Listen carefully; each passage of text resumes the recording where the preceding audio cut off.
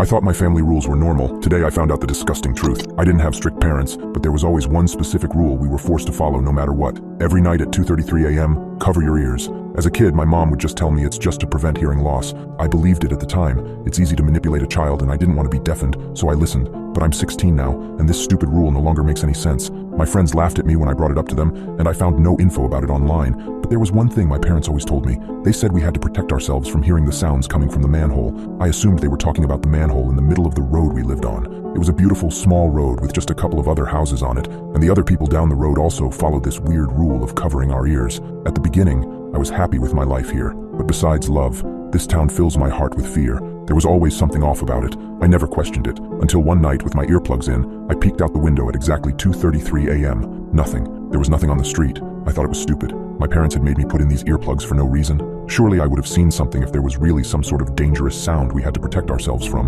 I was about to go back to sleep when I saw something from the corner of my eye. My heart was racing as I was looking at the manhole lid jumping up and down. I immediately closed the blinds and stared at them for the next few seconds, frozen. I remember not being able to fall asleep that night. All I was thinking about was the manhole. The next day, I decided to confront my parents again about the sounds and the rule, and tell them what I saw.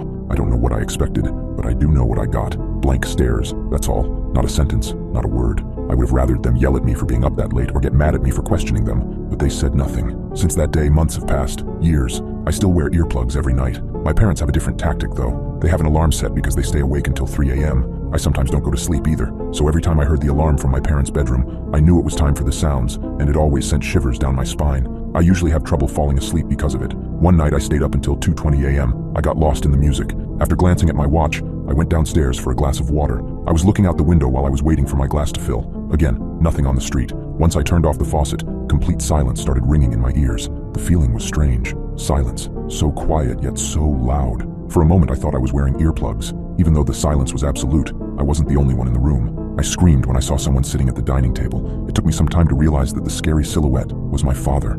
"Dad?" I stuttered. He didn't turn around. He didn't even acknowledge my existence. "What are you doing here? And where are your earplugs? It's almost 2:33 a.m. I asked, confused. "Sit down," he calmly said. I didn't want to be lectured about staying up late, so I ignored his request. My father let out a sigh and said again, "Sit down." Getting on his bad side was not on my wish list, so this time I listened. "What time is it?" he asked after I took a seat. "Dad, it's almost 2:33 a.m. What are you doing?" I asked again nervously. He didn't answer. Instead, he got up and grabbed a bottle of wine and 2 glasses. I can't drink that," I said. "Sure you can," he calmly replied. After pouring the Tempranillo wine, he said, "We're waiting." I didn't understand at first. "For what?" I rushed to ask. He ignored the question again and took the first sip of his wine. That's when I realized he wanted us to wait to hear the noise. No, we're not doing that. Are you out of your mind?" I yelled. "Have you ever wondered what ruins your life?" He